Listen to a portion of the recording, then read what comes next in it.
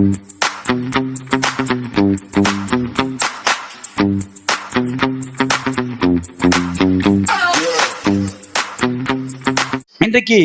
உங்களோட பகிர்ந்து கொள்கிற செய்தி என்னன்னா, நான் உனக்கு சொன்னது செய்யும் அளவும் கைவிடுவதில்லை அப்படின்னு ஆண்டவர் நமக்கு என்ன சொன்னாரு அப்படின்னு ஒரு நினைவு வருமா இல்லையா? வருதா? நமக்கு எதாவது சொன்னாரா? சொன்னதை செஞ்சிருக்கிறாரா? சொன்னதை செய்யறதுக்கு முதல்ல ஒரு கெத்து, ஒரு தைரியம் வேணும். தெரியுமா உங்களுக்கு? அதில் சில வாக்கு பண்ணுவாங்க, சில செய்யாமல் போயிடுவாங்க, அப்படித்தான். ஆனால் ஆண்டவர் சொல்றாரு, நான் சொன்னதை செய்யும் அளவு. சில ப்ராமிஸ் பண்ணுவோம், நம்ம சொன்னது செய்ய மாட்டோம், அப்படி நடந்து கொள்ள மாட்டோம். காலங்கள், நேரங்கள், இயற்கை டக்குன்னு நம்மளை மாற்றிக்குவோம். ஆனால் அவர் என்ன செய்யறதில்ல, மாற்றிக்கிறதே இல்லை.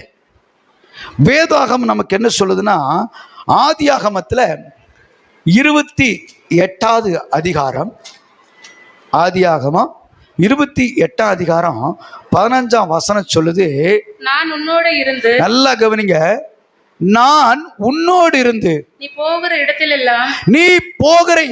எல்லாம் உன்னை காத்து இந்த தேசத்துக்கு உன்னை திரும்ப வர பண்ணுவேன். நான் உனக்கு சொன்னதை செய்யும் அளவும் உன்னை கைவிடுவதில்லை என்றார். எனக்கு அன்பான தேவ பிள்ளைகளே, நன்றாக கவனிக்கணும். யாருக்கு பிராமிஸ் பண்ற அந்த வார்த்தை அப்படின்னா, யாக்கோப்புன்னு ஒரு மனுஷன். யாருடைய பையன்? ஈசாக்கோட பையன். ஈசாக்குடைய பையன் 2 பசங்க, ஒன்று ஏசா, யாக்கோப்பு. இந்த யாக்கோப்பு ஏசாவை ஏமாற்றி விடுகிறார். அந்த கூளை கொடுத்து சேஷ்டபுத்திர பாகத்தை வாங்கிட்டான். 2வது அப்பாட்ட போய் மகனை போல வேஷம் போட்டு மூத்தவனுடைய ஆசீர்வாதத்தையும் பெற்றுக்கொண்டான். இது மூத்தவனுக்கு தெரிஞ்சிருச்சு. அவன் ரொம்ப சங்கடப்பட்டு, அப்பா இருக்கிறையாப்பா, சாக போற நேரத்தில் நீ ஆசீர்வதிக்குன்னு சொன்னீங்க, ஒரு ஆசீர்வாதம் கூட இல்லையாப்பா, ஐயோ அவனுக்கு எல்லா ஆசீர்வாதத்தையும் கொடுத்துட்டுனே, அவன் உன்னை போல வந்து ஏமாத்தி பேசி ஏமாத்தி வாந்திட்டு போயிட்டானே. அப்போ ஏசா சொல்றான், ஒரு நாள் வரும், நான் அவனை கொண்டு போடுவேன். எங்கள் அப்பா இறந்ததுக்கு அப்புறம் அவனை வச்சிருக்க மாட்டேன், எங்கள் அப்பாவோட சந்தோஷத்துக்கு அவன் வச்சிருப்பேன், முடிச்சதுக்கப்புறம் அவனை கொண்டு போடுவேங்கிறான். இந்த காரியம் ரெபாக்காளுக்கு கடந்து வந்துடுது. இதை தெரிஞ்ச உடனே பார்த்தா, ஐயோ 2 பேர்த்து நான் இழந்து போக வேண்டியது வருமே அப்படின்னு சொல்லி இவனை ரெபாக்காளினுடைய சகோதரன் வீட்டுக்கு, அதாவது மாமா வீட்டுக்கு அனுப்பி வைக்கிறாங்க. யார? யாக்கோப்பை. இந்த யாக்கோப்பு அப்படியே போகிறான். போகும்போது நைட் பொழுது சாஞ்சிருது. தூங்கிட்டு அடுத்த நாள், அந்த காலத்தில் நடந்து கழுதியில் அப்படித்தான் போவாங்க. பஸ்ஸோ ட்ரெயினோ ஃப்ளைட்டெல்லாம் கிடையாது, கப்பலாக கிடையாது. அந்த நாட்களில் கப்பல் இருந்துச்சு, கழுதையெல்லாம் இருந்துச்சு, பஸ்ஸோ இல்லை வண்டி வாகனங்கள் எல்லாம் காலம். அப்படி நடந்து போகும்போது இரவான அப்படினால தூங்கணும். தூங்கும்போது நம்ம எப்பவுமே தலைக்கான வச்சு படுத்து தூங்கின பழக்கம் நமக்குலாம் இருக்குது. கை வச்சு படுப்பாங்க, சில வெறுந்தலை படுத்தலாம், கை அப்படி கொடுத்து படுப்பாங்க, சில ஏதாவது ஒரு கட்டையை தலைக்காக வச்சுக்குவாங்க. இந்த யாக்கோப்பு ஒரு கல் எடுத்து தலைக்கு வச்சு படுத்துறான். படுத்து தூங்கிட்டு இருக்கிறான். அவனுக்கு ஒரு சொப்பனம் உண்டாகுது. வானத்துக்கும் பூமிக்கு ஒரு ஏணி வைக்கப்படுவதை போல காண்கிறான். அப்போ மேலேருந்து தேவன் பேசுறாரு, நான் ஆபிரகாம் தேவன், ஈசாக்கின் தேவன், யாக்கோப்பின் தேவங்கிற மாதிரி அவர் ஆபிரகாம் தேவன், ஈசாக்கின் தேவன் அப்படின்னு சொல்லிட்டு சொல்றாரு, நான் உன்னோடு இருந்து நீ போற இடத்துல எல்லாம் உன்னை காத்து இந்த தேசத்துக்கு உன்னை திரும்ப வர பண்ணுவேன். நான் உனக்கு சொன்னது செய்யும் அளவும் கைவிடவில்லை. யாருக்கு யார் பிராமிஸ் பண்றா அப்படின்னா, இந்த யாக்கோப்பு உண்மையிலேயே சொல்ல போனா ரொம்ப பரிசுத்தவான், தவறே செய்யாதவன், நீதி உள்ளவன். அவனுக்கு பிராமிஸ் பண்ணாரு. அவன் ஒரு ஏமாத்துக்காரன், பண ஆசை பிடிச்சவன். பண ஆசை அவனுக்கு ரொம்ப ஆசை. அதனாலதான் தன் அண்ணனோட சொத்தும் கூட பறிச்சுக்கணும், அவனுடைய ஆசீர்வாத சுதந்திரத்துக்கு கொள்ளணும். அப்படி சேஷ்டபுத்திர பாகனா யாருக்கு சேஷ்டபுத்திரோ அவங்களது பங்கு அதிகம். அப்படி ஒரு வஞ்சகன், ஒரு ஏமாற்றுக்காரன். அவன் தூங்குறான். அவங்கிட்ட ஆண்டவர் பேசுறாரு. யார் நிமித்தம் பேசினார் தெரியுமா? ஆபிரகாம் நிமித்தமே. ஆபிரகாமுக்கு வாக்கு பண்ணியிருந்தார், உன் சன்னதி இவ்வளவா பெருகுன்னு சொல்லியிருந்தார். அப்படி பார்த்தா யாக்கோப்பு தான் அந்த வம்சத்துல வரான், அவனை தான் ஆசீர்வதிக்கணும். ஆனா அவன் எத்தனா இருக்கிறான். ஆண்டவர் வாக்கு பண்றார், நான் சொன்னது செய்யும் அளவும் உன்னை கைவிடுதலை. உடனே அவன் எந்திரிச்சு பார்த்து ஒரு சொப்பனம்னு அறிஞ்சிட்டு அவன் ஒரு உடன்படிக்கை பொருத்தனை பண்றான். நான் போயிட்டு போகும்போது எனக்கு உன்ன உடவும் கொடுத்து உடையும் கொடுத்து என்னை பத்திரமா கொண்டு சேர்ப்பிறானா, நான் நிறுத்தினத கல்லு ஒரு ஆலயமா மாறும், உனக்கு ஒரு பலிபீடத்தை கட்டுவேன் அப்படின்ட்டு அவனும் போயிடுறான். இதுதான் இந்த வேதாகமத்தில் உள்ள 28ஆம் அதிகாரத்துடைய காரசரம். இதில் நம்ம என்ன கற்றுக்கொள்ள போறோம் அப்படின்னா, தேவன் நீதிமான்களுக்கு மட்டும் ஆசீர்வாதம் தருகிறது அல்ல, பாவிகளையும் துரோகிகளையும் ஆசீர்வதிக்கிறார். எதற்காகனா, நான் சொன்னதை செய்யணும் கைவிடலும் வாக்கு பண்றாரு, ஒரு பிராமிஸ் பண்றாருன்னு சொன்னா உன் தலைமுறை காரணம். அப்போ ஒரு தலைமுறை நிமித்தம் ஆபிரகாம் தேவனுக்கு கீழ்ப்படிந்த நிமித்தம் ஈசா கிட்ட வந்தாரு. ஈசா கிட்ட வந்த தேவன் போய் யாக்கோபிட்ட வந்திருக்கிறாரு. எதுக்கு? ஆசீர்வதிக்கிறதுக்கு. அப்ப நம்முடைய தலைமுறைகள் ஆசீர்வாதமா இருக்க வேண்டுமானால், நம்முடைய பிள்ளைகளுடைய பிள்ளைகள் ஆசீர்வாதமா இருக்க வேண்டுமானால், நம் தேவனுக்கு உண்மையுள்ளவர்களாகவும் கீழ்ப்படிகளாகவும் தேவ சத்தத்துக்கு செவி கொடுக்கிறவர்களா இருக்கும்போதுதான் நம்முடைய ஆசீர்வாதம் பிள்ளைகளுக்கு வரும். பிதாக்களின் ஆசீர்வாதம் பிள்ளைகளுக்கு எழுதிருக்கு. உன் பிள்ளையோட ஆசீர்வாதம் என்ன செய்ய வச்சிருக்கிற? சாபத்தை சேகரித்து வச்சிருக்கிறியா? பாவத்தை சேக வச்சிருக்கிறியா? ஆசீர்வாதத்தை சேக வச்சிருக்கிறியா? என்னத்தினை சேகரித்து வச்சிருக்கிற? வாழும் நாட்களிலே நீ உன் பிள்ளைக்கு என்ன வச்சிருக்கிற? என் பிள்ளைக்கு பாருங்க, அந்த தோட்டமெல்லாம் அவர் தாங்க, அந்த வீடு அவனு தாங்க, அந்த வாகனம் அவனுக்கு தாங்க, அந்த கம்பெனி அவனு தானே, ஒரு நிர்வாகத்து நல்ல வசதியா இருக்க விஷயம் தன் சொத்தை பிள்ளைகளுக்கு பிரிச்சு கொடுப்பான். ஏன் தெரியுமா? நம்முடைய பிள்ளைகளுக்கு நம் சொத்து சேர்த்த முடியல தெரியுமா? நாம் ஆசீர்வாதமா இல்லை. வயதான காலங்களில நம்மனால 10 ரூபா நம்ம பிள்ளைக்கு பிரயோஜனம் இருக்கா? அப்படின்னா நம்மனால நம்ம சொத்து நம்ம பிள்ளைகளுக்கு வரல, ஆசீர்வாதம் வரலன்னு சொன்னா கனி கொடுக்காத மரமா நம்ம இருக்கிறோம். ஆசீர்வாதம் இல்லாத நிலையில நம்ம இருக்கிறோம். நம்முடைய சொத்து நம்ம பிள்ளைக்கு இல்லை. ஏன்னா வேதம் சொல்லுது பிதாக்களுடைய ஆசீர்வாதம் பிள்ளைகளுக்குன்னு. அவ பிதாக்களுடைய ஆசை பிள்ளைக்கு வரலன்னா பிதாக்கள் சரியில்லை. பாருங்க, ஆண்டவர் தலைமுறை ஆசீர்வாதம். ஆபிரகாம் ஆண்டவர் அழைச்சாரு. ஆபிரகாம் நான் காண்பிக்க தேசத்துக்கு வான்ட்டார். அவ்வளவுதான், ரைட், புறப்பட்டான். அவ எதுவுமே பேசல. உன் பிள்ளைய பலியிடுனா உடனே கொண்டு பலிபீடத்துல வச்சுட்ட. என்ன கீழ்ப்படிதல்! தேவனுக்கு ஆபிரகாம் கீழ்ப்படிந்த நிமித்தனால ஈசாக்கை ஆசீர்வதிச்சார். ஈசாக்கு தேவனுக்கு கீழ்ப்படிந்தனாலே யாக்கோபை ஆசீர்வதிக்கிறார். எப்போ நம்ம தேவனுக்கு கீழ்ப்படியுமோ நம்முடைய ஆசை பிள்ளைகளுக்கு வரும். அந்த ஆசீர்வாதம் பிள்ளைகளுக்கு வரும்னா, பிள்ளைகள் தீயவர்களா இருந்தாலும் அந்த ஆசீர்வாதம் வரும். ஆனா தேவன் பிள்ளைகளுக்கு கொடுக்கிற ஆசீர்வாதத்தை கொடுக்கும்போது தீயவரா இருக்கும்போது கொடுக்க மாட்டார். ஏன்னா பொத்தலான பையில எப்பவும் தேவன் ஆசீர்வாதத்தை போடுறதே கிடையாது. தேவன் ஆசீர்வாதத்தை எப்படி தராருன்னா, நல்ல ஞானம் உள்ளவன், சதுத்தியம் உள்ளவன், புத்திசாலி, உழைப்பாளி, தேவனுக்கு கீழ்ப்படுகிறவன், தேவ சத்துக்கு செவி கொடுக்கிறவன். நம்ம 2 காரியங்களை கற்றுக்கொள்ளணும். எனக்கு ஆவியனை கற்றுக் கொடுத்ததுதான் நான் உங்களோட கற்றுக் கொடுக்க போறேன். ஆபிரகாம் தேவனுக்கு கீழ்ப்படிந்த நிமித்தம் இப்ப ஆசீர்வாதம் யாருக்கு வந்திருக்குது? பேரனுக்கு வந்திருக்குது. பேரன் யாரு? யாக்கோப்பு. யாக்கோப்புக்கு ஆசீர்வாதம் வந்திருக்குது. அவன் கல் எடுத்து வச்சுட்டு அவன் சந்தோஷமா படுத்திருப்பான். ஐயோ, என் தாய் தகப்பனை விட்டு நான் அப்படி அவசரப்பட்டு என்ன பண்ணிருக்கூடாது, அந்த கூளை கொடுத்து அவங்ககிட்ட அதை வாங்கியிருக்கூடாது நான் மனசுல நினைச்சிருக்கலாம். ஒருவேளை இப்படி இருந்துச்சுப்பான். ஒருவேளை அவன் என்ன கொன்ற மாதிரி இருந்துச்சுன்னா நினைச்சு பார்க்க பயமா இருக்கு. எங்க அம்மா அப்படி பண்ணிட்டாளே. இன்னைக்கு பெற்றோர், பேரண்ட்ஸ் பிள்ளைகளை சரியா வளர்ப்புல இல்லை. நம்மளே ஒழுங்கினமா இருக்கு, நம்ம பிள்ளைகளே ஒழுங்கினப்படுத்துறோம். அது கர்த்தர் விரும்புறதுல அறிவு இருக்கிறார். பிள்ளைகள் நம்மை பார்த்து கத்துக்கொள்ளணும். நம்முடைய காரியம் தேவனுக்கு பிரியமா இருக்கும்படி கற்றுக்கொள்ளணும். நம்முடைய பெற்றோர் நமக்கு ரோல் மாடலா இருக்கணும். பேரண்ட்ஸ் நம்ம பிள்ளைகளுக்கு. நான் கெட்டாலும் பரவாயில்ல, என் புள்ள நல்லா இருக்கும்னு நினைக்கிறவன் ஒரு தகப்பம் கூட தேவன் கீழ்ப்படிய பிள்ளைகளை விட மாட்டாங்க. நானும் கெட்ட நீயும் கெட்டு நினைக்கிறவன் விட்டுருவாங்க பிள்ளைகளை. அது கவனமா இருங்க. ஏன்னு கேட்டீங்கன்னா, சில குடும்பங்களை நான் கவனிச்சு பார்க்கிறேன், கடவுளுக்கு அப்படி கீழ்ப்படிவாங்க, தெய்வத்துக்கு பயப்படுறனால அவங்க பிள்ளைகள் பின்னால பார்த்து பின்னாட்கள்ல பெரிய ஸ்டாண்டர்ட், நல்ல ஒரு உயர்ந்த ஸ்தலத்துல வீட்டு இருக்கிறாங்க. நம்ம பிள்ளைகள் ஒரு ஸ்டாண்டர்ட் இல்லை. இன்னியும் பாடுபடுறோம், இன்னும் கவலை, இன்னும் நம்ம தரித்திரம் தீரல, இன்னும் நம்ம பாடுகள் தீரல. காரணம் என்ன தெரியுமா? சுய நாணத்துல ஓடுறோம், சுய சித்தத்துல செய்யறோம். நம்ம நினைச்சுக்கிறோம் நம்ம நாணமா இருக்கணும். மரணத்தை குறித்து பார்க்கிற வேளையில ஒரு 2 நாட்களுக்கு முன்பாக எனக்கு நான் என் மனைவி பேசிட்டு இருக்கும்போது மரணத்தை குறித்து பேசினேன். என்னுடைய நண்பர்கள், என்னோட படித்தவங்க, எனக்கு பழக்கமானவங்க, நல்ல ஒரு அனுபவத்தில் இருக்கிறவங்களா சின்ன வயசுல போயிட்டாங்க, எல்லாம் இறந்துட்டாங்க.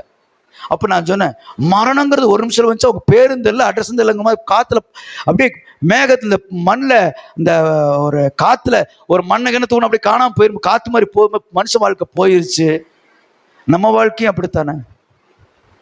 நாளைக்கு இருப்போமோ நம்ம சொல்ல முடியுமா? இல்லை அடுத்த நிமிஷம் இருப்போம்னு சொன்ன தெரியாது. ஆனால் அதுக்குள்ளே நமக்குள்ளே எவ்வளோ ஒரு சுயம் பார்த்தீங்களா?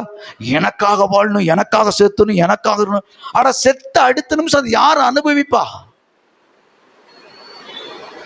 ஒரு பெரிய பணக்காரன் வீடு நிறைய ஒரு குகை மாதிரி வச்சு பணத்தை நிறைய சேர்த்து வச்சிருந்தானா. சொத்துனா சொத்து, ஊர்ல இருக்கிற பணம் நகல் அங்கதான் இருக்கும். அவன் எப்ப போனாலும் அந்த கதவை லாக் பண்ணிட்டு அதெல்லாம் சரியா இருக்குன்னு பார்த்துட்டு வருவான். ஒரு நாள் சாவி வெளியே வச்சுட்டான், உள்ள போய் கதை சத்தனா லாக் ஆயிடுச்சு, திறக்கவே முடியல. சாப்பாட்டுக்கு என்னத்தை சாப்பிடணும்? அந்த பணத்தை சாப்பிட்றான். அந்த நகையில் அதை குடிக்க முடியும், தண்ணி குடிக்க முடியுமா? ஒன்றும் கிடையாது. மரித்து போனான். பல வருடத்துக்கு அப்புறம் ஆராய்ச்சியாளர் பூமி ஆராய்ச்சி பண்ணி பார்த்தா, இல்லடா புதையலுக்குன்னு பார்த்தா ஒருத்தர் வாயில் பூரா பணம், அந்த அதில் கண்டெல்லாம் தின்னுக்கிறார். அவர் ஏதாவது பசிக்க சாப்பிட்டு போகிற. நீ எவ்வளவு சேர்த்திட போற, எவ்வளவு சாப்பிட போற? அதுக்குள்ள என்ன நான் வேலை பண்றேன், நம்ம குதியாட்டம் போடுறோம். இப்படி போனா சம்பாரிச்சலாம், அப்படி போனா சம்பாரிச்சலாம், இப்படி போனா சேர்த்து வச்சலாம், அப்படி போனா சேர்த்து வச்சலாம், இதுல போனா அந்த போறோம். எத்தனை ஓட்டம், எத்தனை என்னாச்சு இருக்கா? இல்ல. இந்த ஈசாக்கு தன் மகனை ஆசீர்வதிக்கும் போது அவன் நல்லா இருக்கணும் ஆசீர்வதிச்சான், அவன் ஏசான்னு ஆசீர்வதிச்சான். ஆனா அந்த ஆசீர்வாதம் என்ன பண்ணுச்சு உங்களுக்கு தெரியுமா? ஏசா அந்த கூழுக்காக கொடுக்கும்போது என்ன நிலைமையில கொடுத்துருப்பான்? நானே சாக போறேன், இத பேரும் புகழ வச்சுடா பண்ண போறேன், வச்சுக்கடா.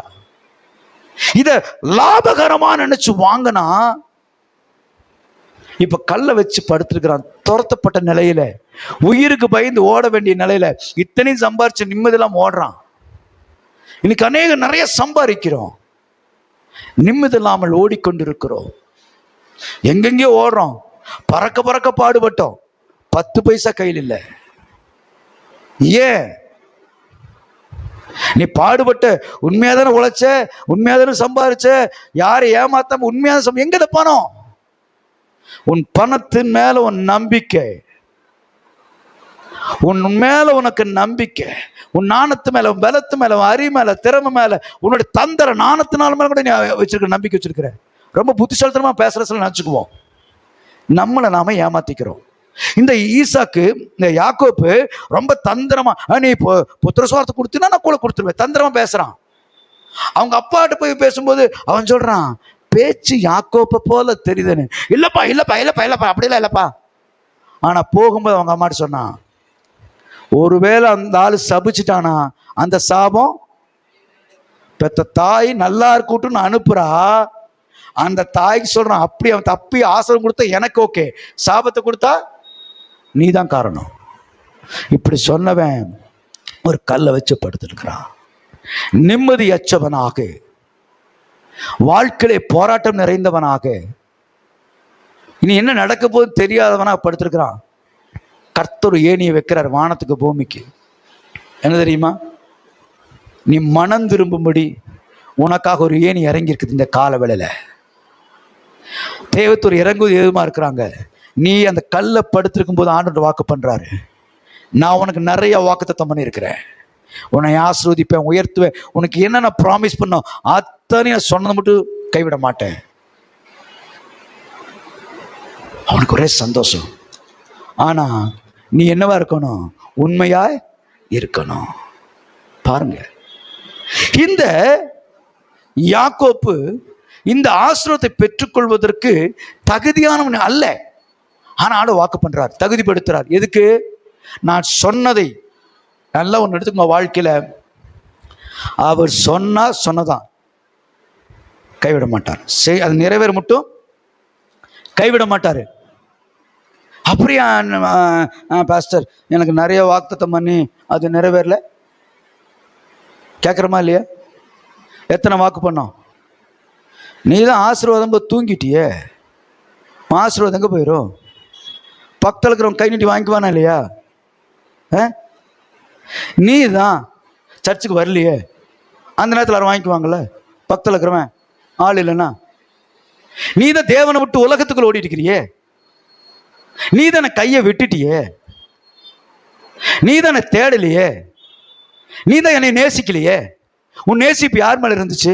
உன் பணத்து மேல, உன் உறவு மேல, உன் நண்பர் மேல, உன் சொந்தத்து மேல, உன் பலத்து மேல, உன் நம்பிக்கை மேல இருந்துச்சு, என் மேல இருந்துச்சா? இதுதான் தேவனுடைய கேள்வி. இப்போ யாக்கோப்பு கையில ஒண்ணுமே கிடையாது, வெறுமையானவன். அந்த வெறுமையானவன் அப்படியே எல்லாம் சம்பாரிச்சுதாக நினைச்சவன், எல்லாத்து சொத்தை அப்பா ஆசீர்வாதம் வாங்கிட்டு அண்ணனுடைய சொத்தை பிடிங்கிட்டு நினைச்சவன் ஒரு கல்லு கீழே படுத்துட்டுக்கிறான். தேவன் அவன் இடத்துல பேசுறாரு. எதுக்கு தெரியுமா? யாக்கோப்பு ஒரு நாள் மனம் திரும்புவான் என்று நம்பிக்கை. ஒரு நாள் மனம் திரும்புவான்னு வாக்கு பண்றாரு. நான் உனக்கு சொன்னது செய்யமளவு கைவிட மாட்டேன், உன்னை ஆஸ்வதிப்பேன், உயர்த்துவேன், பார்த்துக்கணும். வாக்கு பண்ணத உனக்கு நிறைவேற்றிருக்கு காத்திருக்கிற ஒரு காலம். இவன் போனா அவங்க மாமா வீட்டில் போய் வேலை செஞ்சான், ஆடு மேய்ச்சான். அங்கே ஒரு சம்பவம் நடந்துச்சு. அவன்கிட்ட கேட்குறான், 7 வருஷம் நீ வேலை செஞ்சுட்டப்பா, வந்து உட்காந்து 7 வருஷமாச்சு, உனக்கு என்ன சம்பளம் வேணும் கேளுங்கிறான். அவன் சொல்றான், எனக்கு சம்பளமெல்லாம் வேண்டாம், 2வது புள்ள ராகேல் இருக்கிற அழகா இருக்கிறாளே, அவளை நான் கட்டிக்கிறேன், எனக்கு அவளை கொடு, அவளுக்காக நான் 7 வருஷம் வேலை செய்கிறேன். ரைட். அந்த 7 வருஷம் 7 நாள் போல போயிடுச்சான். ஆஹா, 7 வருஷம் முடிஞ்சிருச்சு. போய் சொல்றான், 7 வருஷம் ஆயிடுச்சு, எனக்கு அவளை திருமணம் செய்யும்படி அந்த ராகேல தாங்க. அவரும் ஓகே அப்படி திருமண விருந்து நடக்குது. இரவிலே ராகேலுக்கு பதிலாக லேயாள் கொடுக்கப்பட்டாள். காலையில முழிச்சு பார்த்தா லேயாள். என்ன பாஸ்டர் கண்ணு தெரியாதா? நைட்டுலாம் அங்கே விளக்கெல்லாம் இருக்காது. 2வது முக்காடு போட்டுக்குவாங்க, முகத்தை காட்ட மாட்டாங்க பெண்கள். அதனால திருமணம் பண்ணிட்டார். காலையில் எழுந்து பார்க்கறாள், என்ன ஏமாத்திட்டாள். ஏய், நான் ராகேல் உனக்கு தரப்போ இன்னும் 7 வருஷம் வேலை செய்ய. சரி, அந்த ராகேலுக்காக 7 வருஷம். அப்போ எத்தனை வருஷம் ஆச்சு? 21 வருஷம் ஆச்சு. முதல்ல 7 வருஷம், இந்த 2 பேருக்கு 7 3 21 வருஷம் வேலை செஞ்சான். குழந்தைகளும் டசன் கணக்கில் ஆயிடுச்சு. ஒரு 13 குழந்தை ஆயிடுச்சுன்னு வச்சுங்க. 13ல் போகிற வழியில் ராகேலுக்கு பென்யான் பிறந்தான். உதாரணமாக வச்சுக்கோ, 13 குழந்தை வச்சுக்கோ. இப்போ இவங்களெல்லாம் கூப்பிட்டு பார்த்தான், இங்கே சரியாகலை, புறப்பட்டு போகிறான். அவன் துரத்திட்டு வந்து கேட்குறான், ஏன்டா விட்டுட்டு போனேன் அப்படி.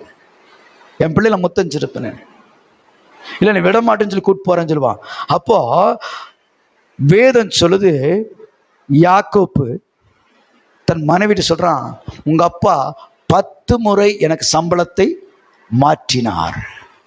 1 முறை 2 முறை மாமன் தாய் மாமன் 10 முறை சம்பளத்தை என்ன செஞ்சுட்டான்? மாத்திட்டான், ஏமாத்திட்டான். ஒரு டைம் நீ ஏமாத்தின, உன்னை எத்தனை டைம் ஏமாத்தப்பட்டிருக்கிற? 10 முறை. அவன் விரும்பினது யாரு? லேயால. தந்தது யாரு? அவன் ராகேலை விரும்பி கல்யாணம் பண்ண லேயால். மனைவி மாற்றம், அவனுக்கு சம்பள மாற்றம்.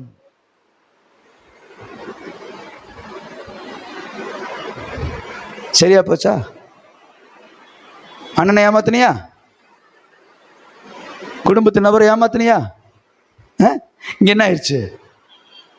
அவன் குடும்பத்துல வச்சு அவனுக்கு பொண்டாடி மாத்தி சம்பளத்தை மாத்தி. இப்போ வெளியே புறப்பட்டு வராங்க. புறப்பட்டு வரும்போது சம்பளம் நடந்துச்சு. என்ன?